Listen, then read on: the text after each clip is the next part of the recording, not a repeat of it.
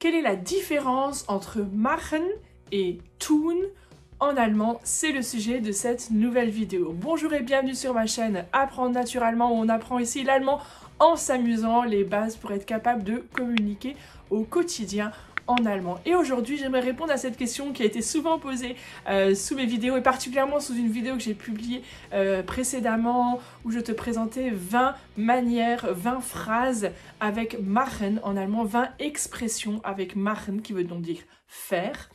Et donc cette vidéo, tu peux la retrouver sur ma chaîne, je te mets le lien en haut dans la description, le petit i si tu cliques, je crois que c'est bien de ce côté-là ou de ce côté-là, c'est là, je crois qu'il est le i.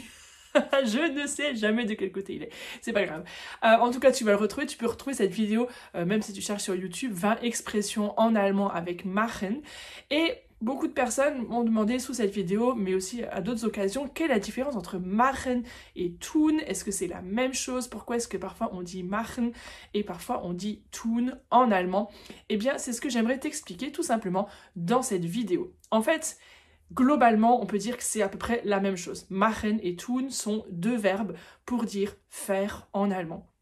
Donc si tu veux pas te prendre la tête, tu peux te dire qu'en gros c'est la même chose et tu peux arrêter la vidéo. Au revoir et bonne journée. Non, oh, d'accord, on reste là encore un petit peu parce que je vais t'expliquer encore quelques petits détails. Par exemple, en allemand, on peut donc dire was machst du?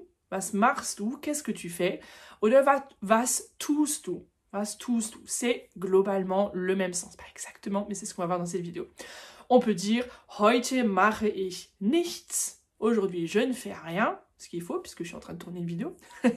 Heute mache ich nichts. Nichts, c'est rien. Alors que nicht sans le S, ça serait pas. Je ne fais pas, mais il manque quelque chose. Alors que nichts, je ne fais rien. Rien du tout, il manque rien derrière. Heute will ich nichts tun. Aujourd'hui, je n'ai envie de rien faire. Tu vois, j'ai utilisé machen et tun. C'est globalement le même sens. Alors, évidemment, c'est pas exactement la même chose, on peut différencier un petit peu et c'est justement pour ça que je tourne une vidéo. Donc, machen, on peut globalement l'utiliser pour parler de quelque chose de concret, qu'on fait, qu'on produit, quelque chose qu'on crée, par exemple une nouvelle construction, par exemple en cuisine aussi, on fait quelque chose, ich mache die Küche, non ça c'est pas juste, hein, on ne fait pas la cuisine, ich koche, on utilise le verbe kochen en allemand pour faire la cuisine, mais ich mache jetzt einen Kuchen, on pourrait le dire, je fais un gâteau, on dira plutôt ich backe einen Kuchen puisqu'on va le mettre dans le four, mais globalement voilà, c'est quelque chose qu'on crée, qu'on fait.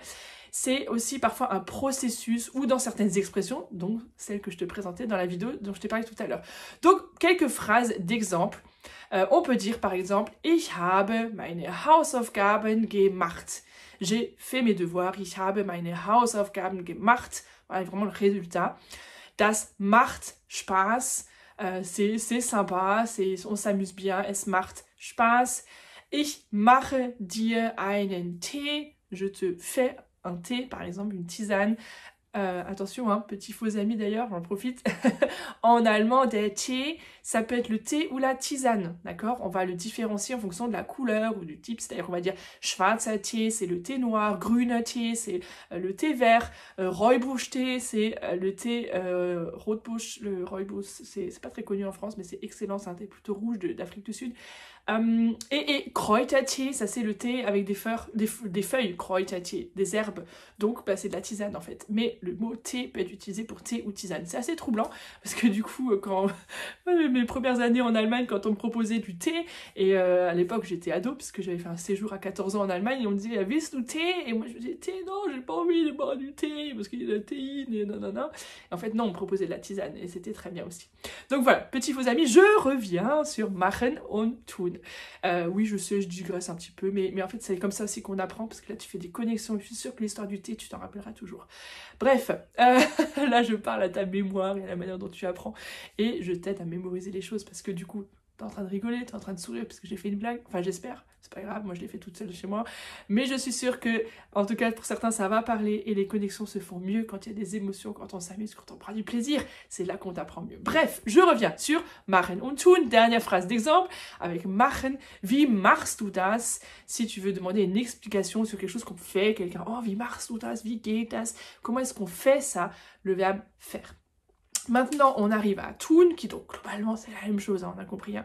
Mais tun, ça va être plutôt quelque chose qu'on fait, mais plutôt de manière abstraite. Voilà, c'est l'activité qu'on exerce ou une chose qu'on est en train de faire. Et puis c'est aussi quelque chose qu'on utilise toujours pour les maladies. Par exemple, si tu as mal au ventre, eh bien tu vas dire « Mein Bauch tut mir weh ». Mon ventre me fait mal, j'ai mal au ventre.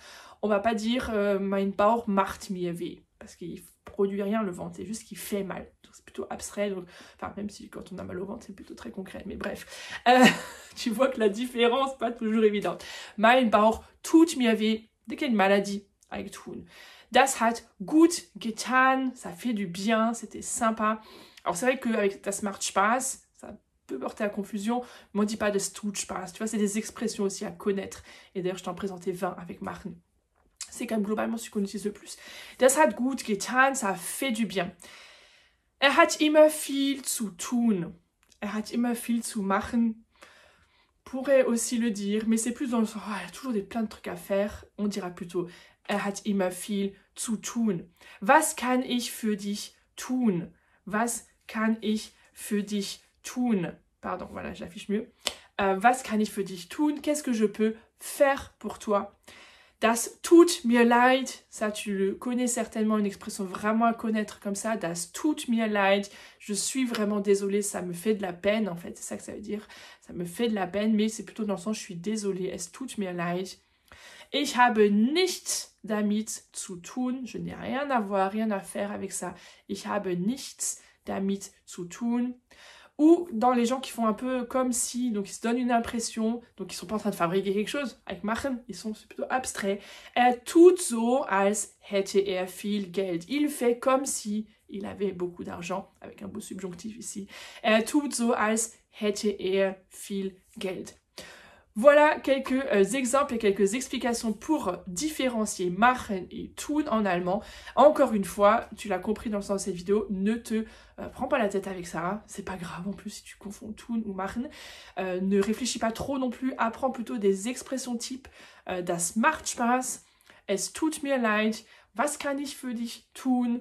Ich mache heute meine Hausaufgaben. Voilà, retiens des petites phrases, essaye d'en faire d'autres, propose-les-moi dans les commentaires. Je me réjouis de te lire, de te donner mon avis aussi sur les phrases que tu proposeras. Donc, on passe à l'action dès maintenant et on écrit au moins une phrase en commentaire. Allez, à bientôt. Tchuss.